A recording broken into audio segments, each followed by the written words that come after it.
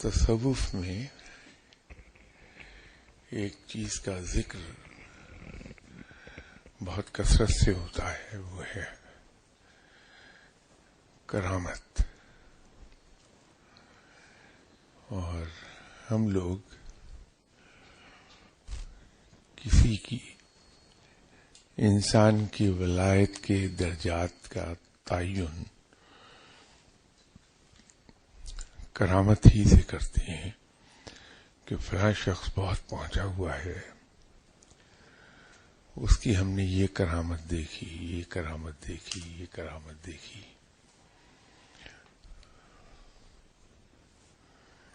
لیکن ایک عجیب چیز یہ ہے کہ جتنے بھی اولیاء کرام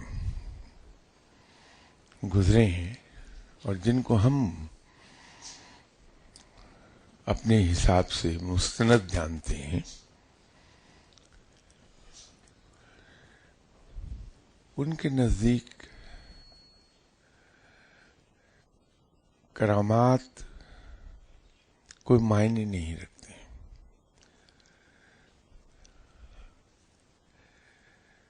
بہت سے فقراء نے کرامت کو ڈیفائن کیا اپنے اپنے طریقے سے، اور ڈیفائن کرنے کے بعد سب نے اس کی حیثیت کو بہت کمتر گردانا ہے. لیکن کرامت کی جو ڈیفینیشن مولانا روم نے بیان کی ہے، وہ میرے خیال میں بڑی کمال کی ہے.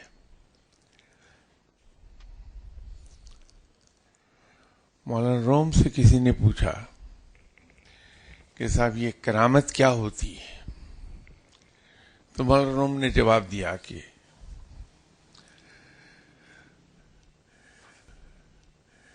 کرامت یہ نہیں ہے کہ کوئی انسان ایک جگہ سے دوسری جگہ پلک جھپکنے میں پہنچ جائے. تو انہوں نے مثال دی کہ کوئی شخص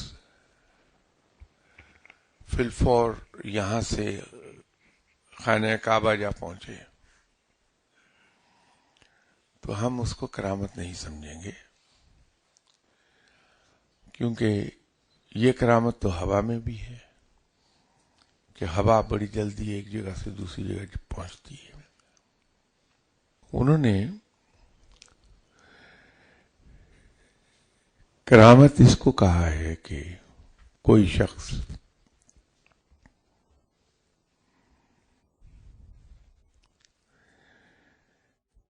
جہالت سے علمیت تک کا سفر طے کر لے، یہ کرامت ہے. کوئی شخص نادانی سے سمجھداری تک کا سفر طے کرے، یہ کرامت ہے. ان کا فرمانا یہ ہے کہ انسان حالت انسانی میں آنے سے پہلے مٹی تھا، جمادات، عالم جمادات میں تھا یا حالت جمادات میں تھا.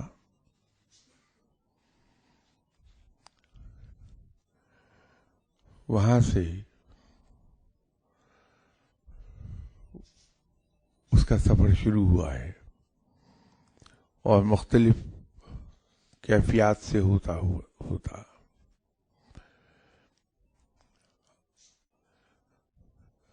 عالم حیوانات میں پہنچا اور وہاں سے عالم انسان. یہ جو سفر ہے مولانا روم کے کہنے کے مطابق اصل کرامت یہ ہے.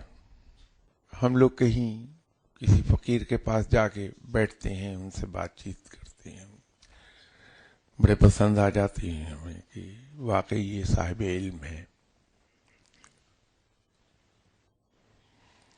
اب ہم اس کے پاس بیٹھتے ہیں، شاگردی اختیار کرتے ہیں. تو کچھ ہی عرصے کے بعد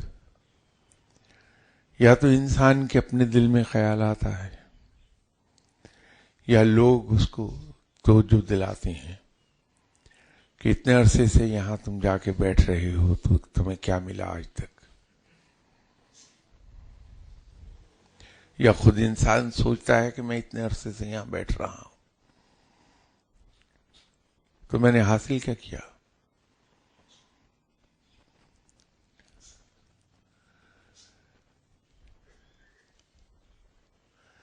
اور اس پر مستضاد یہ ہے کہ ہوتا یہ ہے کہ جب ہم کسی فقیر کے پاس جا کے اس کی شاگردی اختیار کرتے ہیں، جا کے بیٹھنا، دعا کرانا، یہ تو ایک بات ہے،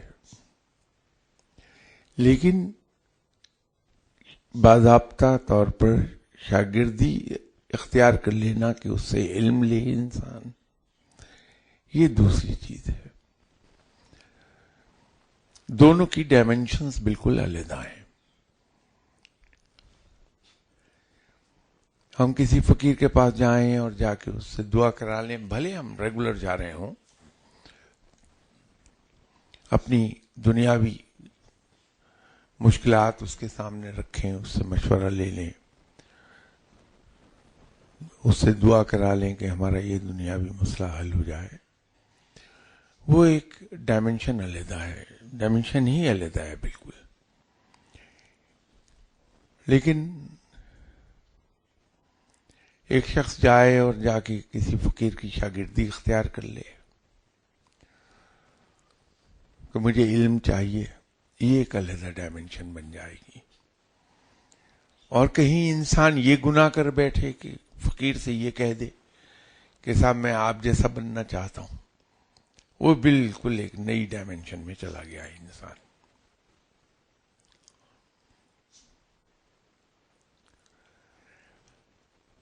تو جب ہم فقیر کے پاس اس ارادے سے چلے جاتے ہیں کہ میں آپ جیسا بننا چاہتا ہوں، آپ کی طرح میں اللہ کی راہ پہ لگنا چاہتا ہوں،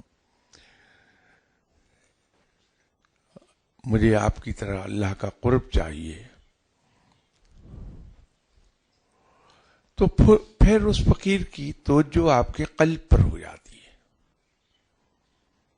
اور ایسے انسان کے دل میں خود بھی خیال آتا رہتا ہے، اس کے ارد گرد کے لوگ بھی اس کی توجہ دلاتے رہتے ہیں کہ تمہیں یہاں اتنے عرصے سے آ رہے ہو، ملا کیا.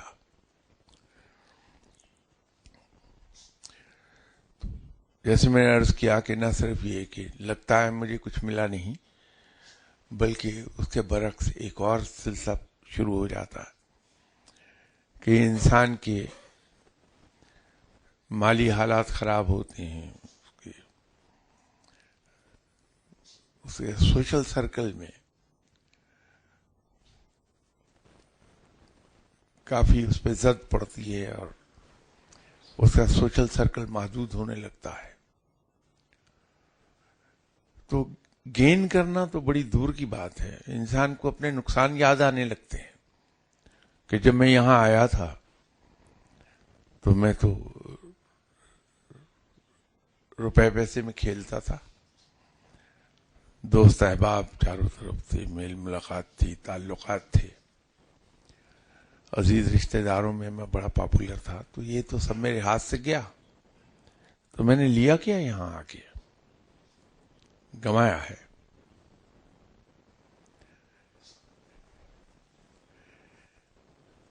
اب وہاں پہ اگر کوئی سنسیئر دوسرا فقیر مل جائے اور اس کے سامنے آدمی اپنا دکھ بیان کرے کہ میں تو گیا تھا ان بزرگ کے پاس کہ میں ان جیسا ہو جاؤں، مجھے قرب الہی مل جائے، تو نہ صرف یہ کہ مجھے ابھی تک کچھ ملا نہیں اتنے سالوں میں، بلکہ الٹا مجھے تو یہ نقصان ہو گیا. اور وہ صاحب اگر فقیر ہیں تو آبویسلی وہ سنسیئر بھی ہیں، تو وہ انسان کی توجہ ادھر کو دلائیں گے کہ یہ جو آپ کہہ رہے ہیں کہ یہ نقصان ہو گیا، یہ سب ہو گیا. تو اس کی مثال بالکل ایسی ہے کہ اگر ایک شخص نے کوئی نقصان دہ کھانا کھایا ہے اور ڈاکٹر کے پاس گیا ہے، تو ڈاکٹر پہلا کام یہ کرتا ہے کہ اس کے معدے کی صفائی کرتا ہے، اس کو وامٹ کراتا ہے. تو سٹمک میں جو کچھ ہے اس کو نکلوا دیتا ہے وامٹ کے ذریعے، یا واشنگ کرتا ہے اس کے سٹمک کی. تو واش کرنے کے بعد پھر اس کو اپنی سپرویژن میں کھلاتا ہے اور دیکھتا ہے کہ اس کو کیا ہے.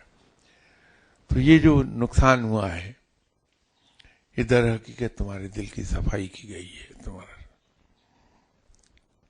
یہ نقصان نہیں ہے.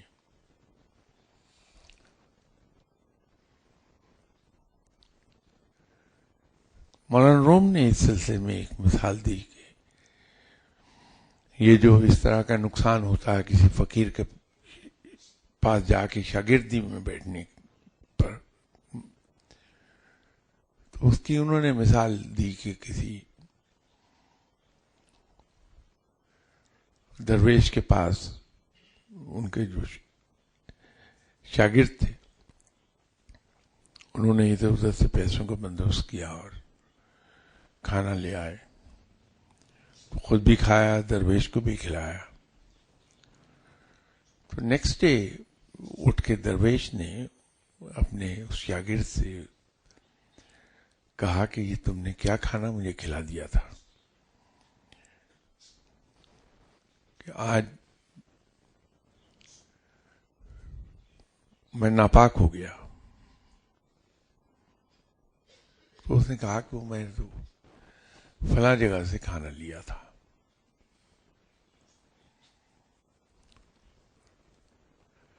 تو درویش نے کہا کہ اب آئندہ نہ وہاں سے لے کر آنا، کیونکہ اس کی کمائی مشکوک ہے کہ اس کے کمائی کا کھانا کھا کے میری کیفیات شیطانی ہو گئی، وہ پاکیزگی نہیں رہی. تو وہ وامٹ کرتا ہے انسان، جو کچھ اس کے پاس پہلے سے جمع شدہ ہوتا ہے وہ جانے لگتا ہے.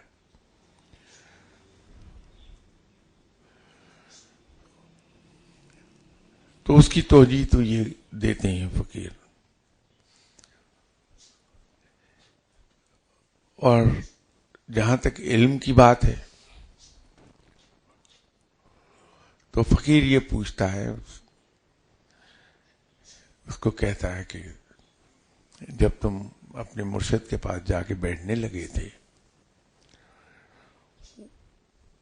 اس وقت کی اپنی ذہنی کیفیات یاد کرو، اور جو کچھ آج ہو اس کو اس سے موازنہ اس کا کر لو. اس وقت بات سمجھنے میں اگر آپ کو 10 منٹ لگتے تھے کوئی بھی بات سمجھنے میں، تو اب 10 سیکنڈ لگتے ہیں. اگلا بھی بات شروع ہی کرتا ہے، اپنے جملے کا بھی وہ 20% ہی بولتا ہے، تو تم پوری کہانی سمجھ جاتے ہو کہ وہ کیا کہنا چاہ رہا ہے. پہلے کوئی مسئلہ آتا تھا تو کئی روز تم پریشان رہتے تھے، آج کوئی مسئلہ تمہیں پریشان کر ہی نہیں پاتا، اور بڑی سے بڑی پرابلم آ جائے اگلے لمحے اس کا حل بھی ذہن میں آ جاتا ہے اور اس سے نکل جاتے ہو تم.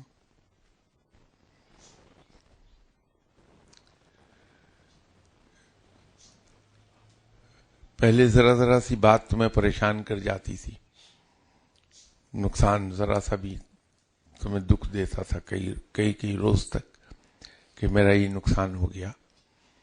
آج نقصان ہوتا ہے تم کہہ کے لگاتے ہو.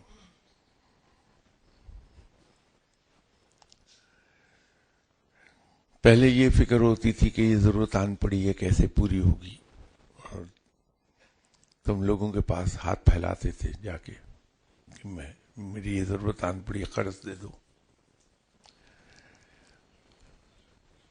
اب ضرورت آتی ہے تھوڑی دیر کے بعد کسی نہ کسی راستے سے اللہ اسباب بنا دیتا ہے اور وہ ضرورت پوری ہو جاتی ہے.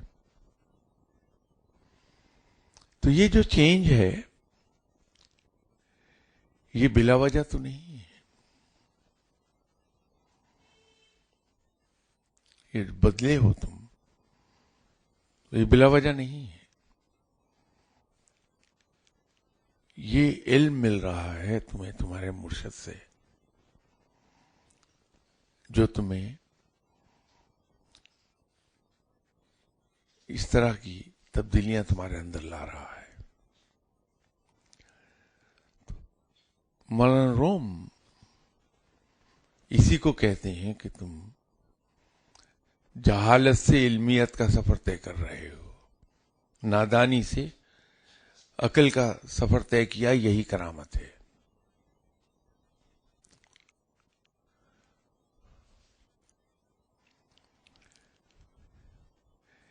فرق یہ ہے کہ ہمیں اس نقطے کو ہمیشہ ذہن میں رکھنا چاہیے. میں نے یہاں کافی دیر پہلے جناب حضرت بھائی عزیز بستامی رحمۃ اللہ علیہ صاحب کا ایک قصہ بیان کیا تھا کہ جناب حضرت بھائی عزیز بستامی رحمۃ اللہ علیہ علمیت کی انتہائی بلندی پر ہیں. ان کے بارے میں جناب حضرت جنید بغدادی رحمۃ اللہ علیہ صاحب کا فرمان یہ تھا کہ بھائی یزید کی حیثیت اولیاء کرام میں وہی ہے جو انگوٹھے میں نگینے کی ہوتی ہے.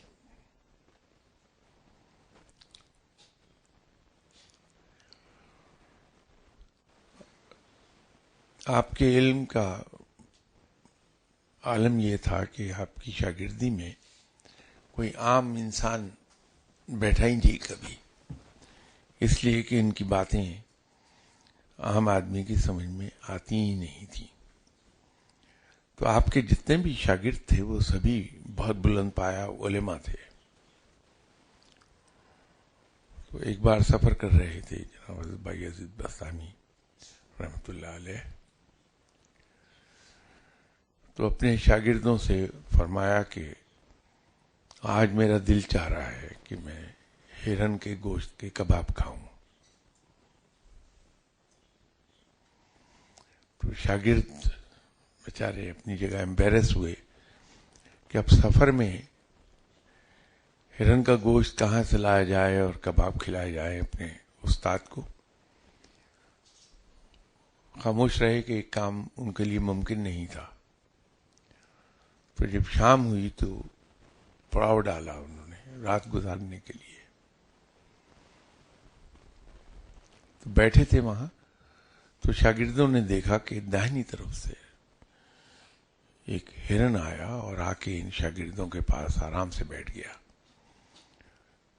تو شاگرد دیکھا کہ ہرن آیا ہے اور اپنے استاد کی وہ بات یاد تھی کہ ہمارا دل چاہ رہا ہے کہ ہرن کے گوشت کے کباب کھائے جائیں. تو اٹھ کے ہرن کو پکڑا تو سب حیران یہ ہوا کہ ہرن ہلا بھی نہیں، بڑی خاموشی سے ان کے ہاتھ آ گیا. ذبح کیا، اس کا گوشت بنا کے کباب بنا کے تو استاد کی خدمت میں پیش کیے. تو جناب حضرت بھائی عزیز بستامی رحمۃ اللہ علیہ صاحب نے پوچھا کہ یہ کہاں سے آ گئے کباب. تو شاگردوں نے قصہ بتایا کہ ایسے ایک ہرن رائٹ سائڈ سے آیا تھا اور ہم پکڑنے کے لیے اٹھے تو وہ ہلا بھی نہیں اپنی جگہ سے، تو اس کے کباب ہم نے بنائے ہیں. تو ایک دم سے فرمایا کہ لوگوں آج میں مردود ہو گیا. تو یہ جملہ 3 بار فرمایا کہ لوگوں آج میں مردود ہو گیا. تو شاگرد بیچارے حیران ہوئے کہ کیا فرما رہے ہیں اپنے بارے میں. تو پوچھا حضرت کیا ہو گیا. انہوں نے کہا کہ ایک بات یاد رکھو، جب رب تعالیٰ کسی انسان کے نفس کی خواہش پوری کرنے لگے تو سمجھ لے کہ رب سے دور ہو گیا. تو یہ کباب کھانا میرے نفس کی خواہش تھی اور میرے رب نے میرا بندوبست کر دیا. تو میں یوں کہہ رہا ہوں کہ میں رب سے دور ہو گیا, مردود ہو گیا. اب یہ قصہ, اس کو اگر ہم دیکھیں کہ ایک ایسی ہستی جو علم میں یکتا حیثیت رکھتی ہے, جن کے ولی اللہ ہونے میں کوئی شک نہیں ہے, ان کے نفس کی خواہش پوری ہو تو وہ کہہ اٹھتے ہیں کہ لوگوں میں مردود ہو گیا. ہم پرکھتے ہیں کسی ولی اللہ کو, کسی صاحب علم کو, تو اس بات پر پرکھتے ہیں کہ اس کی دنیاوی خواہشات پوری کیسے ہوتی ہیں. ہم اس کو, تو ہمارے کسی فقیر کو پرکھنے کا معیار بالکل مختلف ہے, جو اصل معیار سے بہت دور ہے.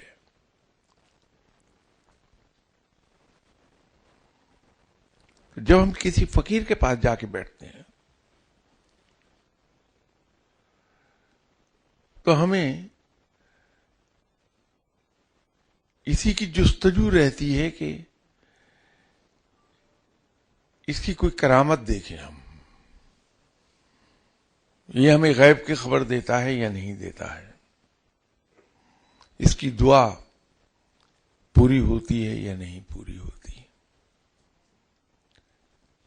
یہ ہم نے اپنا ایک معیار خود گھڑا ہوا ہے. اصل میں ہونا یہ چاہیے کہ اگر ہم نے کسی فقیر کی صحبت اختیار کی ہے تو ہم یہ دیکھیں کہ ہم جہالت سے کتنی دور آ گئے ہیں اس کی صحبت اختیار کرنے کے بعد سے لے کے اب تک.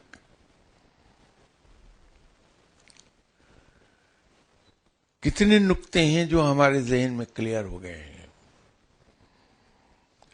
ہمارا ذہن نکتہ رساں کتنا ہوا ہے.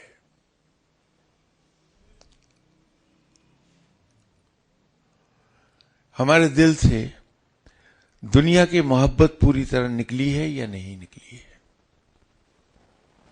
کیونکہ جو اصل مرشد ہے, وہ جو میں نے قے کرنے کی بات آپ سے کہی, وہ وامٹ آؤٹ کرا دیتا آپ کو, وہ یہی ہے کہ دل سے دنیا کی محبت نکال دیتا ہے.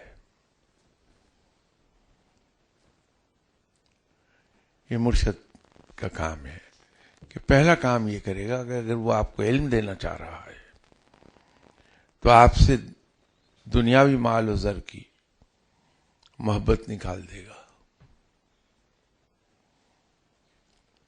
تو انسان کو پتہ چل جاتا ہے کہ پہلے 10 روپے کسی پر مجھے خرچ کرنے پڑتے تھے تو میں دل میں سوچتا تھا کہ کیا مصیبت آ گئی میرے اوپر, بلا وجہ کا خرچہ آ گیا.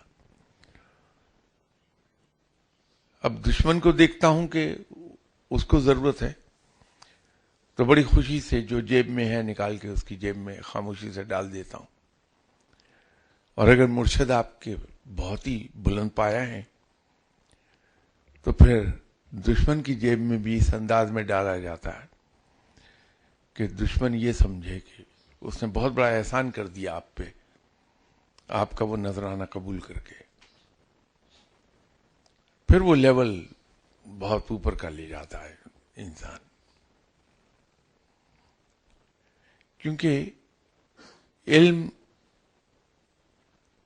آپ کے لیے نافع ہو ہی نہیں سکتا تب وقت کہ دل سے دنیا کی محبت نہ نکل گئی ہو, دنیاوی مال و زر کی. ہم سیرت کی پیروی کر ہی نہیں پائیں گے, سیرت رسول صلی اللہ علیہ وسلم, تب وقت کہ ہمارے دل سے دنیا کی محبت نہ چلی جائے. اس لیے کہ سیرت رسول صلی اللہ علیہ وسلم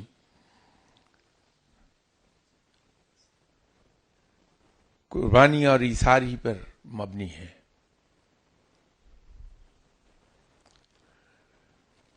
یہ مقام حاصل کرنا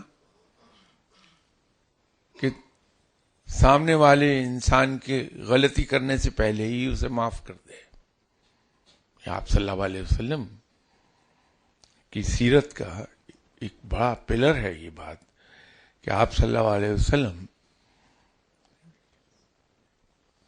ایسے درگزر اور افت سے کام لیتے تھے کہ کبھی کسی کو احساس ہی نہیں ہونے دیا کہ اس سے قصور کیا ہوا ہے.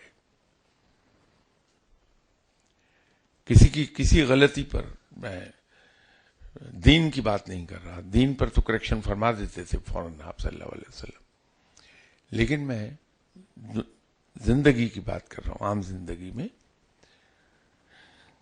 نہ وہاں کوئی گلہ تھا، نہ کوئی شکایت، نہ کوئی شکوہ، نہ بدلہ، نہ کوئی انتقام. تو یہ سب قربانی مانگتے ہیں انسان سے کہ انسان کو اپنے آپ کو مٹانا پڑتا ہے آپ صلی اللہ علیہ وسلم کی سیرت کے ان پہلوؤں پر عمل کرنے کے لیے.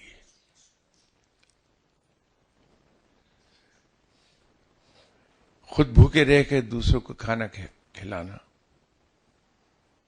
یہ ہم سے ایثار اور قربانی مانگتا ہے.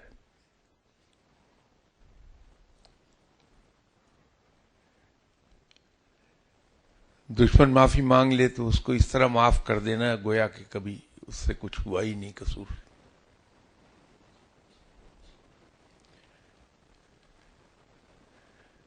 آپ صلی اللہ علیہ وسلم نے جس عظمت کو ڈیمونسٹریٹ کیا فتح مکہ پر، وہ کسی انسان کے بس کی بات نہیں ہے.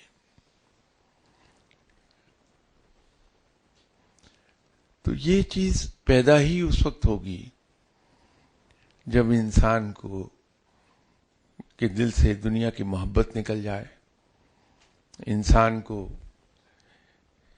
دل سے یہ یقین آ جائے، زبان سے نہیں. زبان سے تو ہم سبھی کہہ دیں گے کہ سب یہ یقین آ جائے دل میں کہ سب عزتیں اللہ ہی کے لیے ہیں. ہاں، جسے وہ چاہتا ہے عزت عطا فرماتا ہے، اور جس کو رب تعالیٰ عزت عطا کرنے لگے ساری دنیا مل کے بھی اس سے عزت نہ چھین سکتی ہے، نہ اس آتی ہوئی عزت کو روک سکتی ہے ساری دنیا مل کے بھی. اور جسے رب تعالیٰ عزت نہ دینا چاہے ساری دنیا مل کر بھی اس کو عزت نہیں دے پائے گی.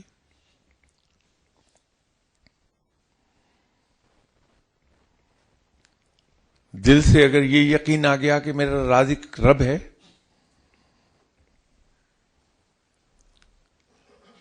تو دل سے سارا خوف نکل جاتا ہے. کیونکہ ہم میں سے سبھی لوگ اسی بات سے ڈرتے ہیں دوسروں سے کہ ہماری نوکری نہ چل جائے، ہمارا گاہک نہ بھاگ جائے.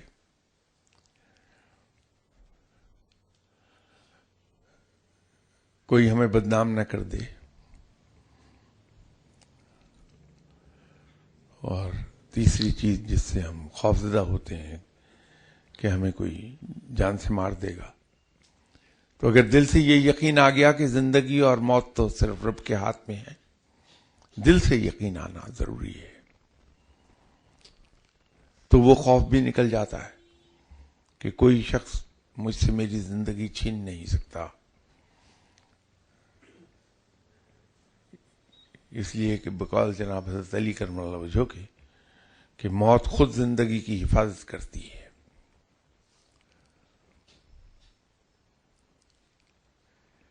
تو جب یہ دل سے یہ مرشد نکالے گا، وہ دل کی صفائی کر دیتا ہے. انسان کو پتہ بھی نہیں چلتا کہ کب میرے اندر یہ چینجز آ گئیں. تو اگر آپ نے اپنے مرشد کو پرکھنا ہے، اس کی کرامت دیکھنی ہے، تو یہ کرامت دیکھیے کہ اپنے پاس بیٹھنے والوں کے دلوں سے آپ کے مرشد نے دنیا کی محبت کس طرح نکالی ہے. اور پھر کس طرح سے غیر محسوس طریقے سے علم آپ میں انجیکٹ کیا ہے کہ آپ کی ایک ٹوٹل ٹرانسفارمیشن ہوئی ہے.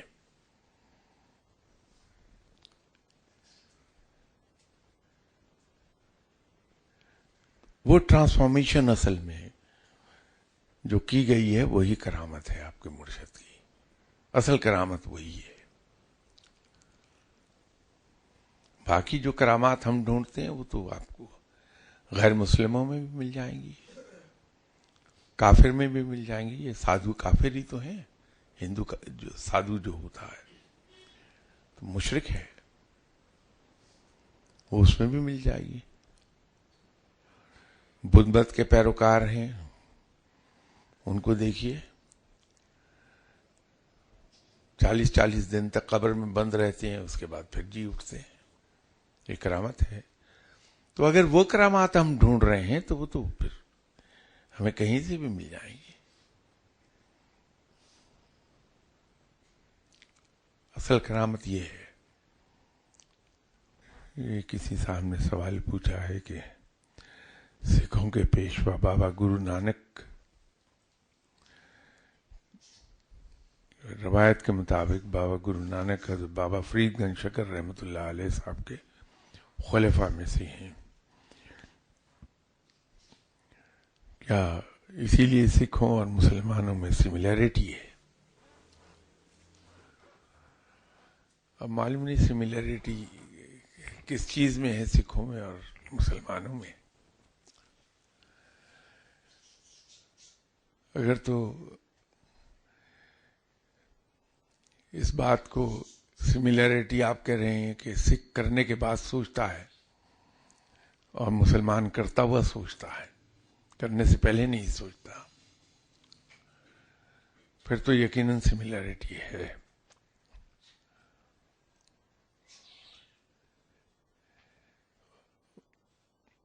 بابا گرو نانک صاحب جناب بابا فرید گنج شکر رحمۃ اللہ علیہ صاحب کے خلفاء میں سے نہیں ہیں.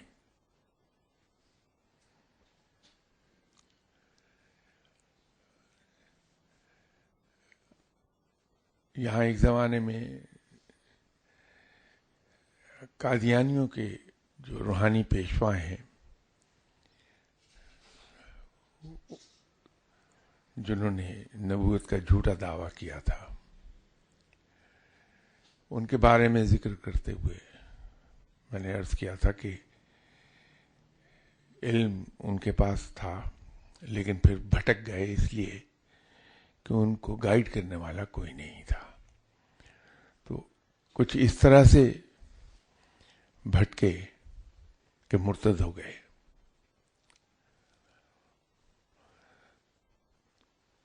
بابا گرو نانک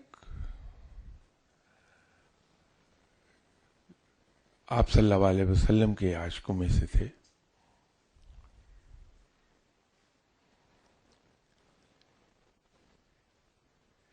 لیکن اسلام کی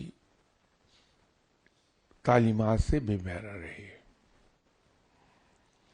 بابا فرید گنج شکر رحمۃ اللہ علیہ صاحب کو انہوں نے بہت مہان گردانا, اسی لیے ان کے مذہبی کتاب, سکھوں کی مذہبی کتاب میں بابا فرید گنج شکر رحمۃ اللہ علیہ صاحب کا کلام 70% کے قریب ہے.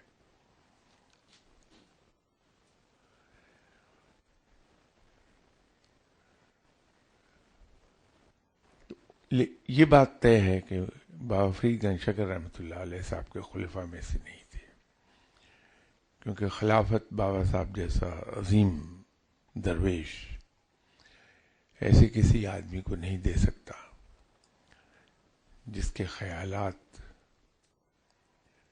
اس طرح بھٹکے ہوئے ہوں.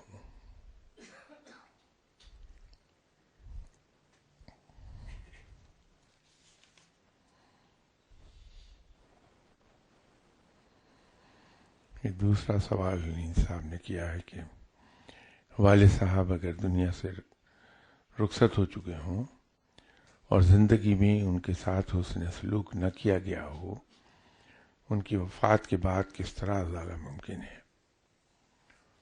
بہت آسان سا کام ہے کہ اپنے والد صاحب کی ایصال ثواب کے لیے، ان کی روح کے ایصال ثواب کے لیے کوئی صدقہ جاریہ قائم کر دیں. اگر وہ ہمت نہ ہو تو صدقہ و خیرات اس نیت سے کریں کہ اللہ کے نام پر صدقہ و خیرات کریں، لیکن نیت یہ ہو کہ اس کا ثواب میرے والد صاحب کی روح کو پہنچے. مسلسل ان کی مغفرت کی دعا کرتے رہیں. کسی صاحب نے سوال پوچھا ہے کہ اگر کسی مزار پر فاتحہ کے لیے جائیں اور آنکھیں بند کر کے ہاتھ اٹھاتے ہی آپ صلی اللہ علیہ وسلم کا اسم مبارک لکھا ہوا نظر آ جائے تو اس کا کیا مطلب ہوتا ہے؟ یہ انسان کی روحانی کیفیت کو ظاہر کرتا ہے کہ انسان ذہنی طور پر، روحانی طور پر آپ صلی اللہ علیہ وسلم کے نام مبارک کو وہاں لکھا ہوا ویو کر رہا ہے.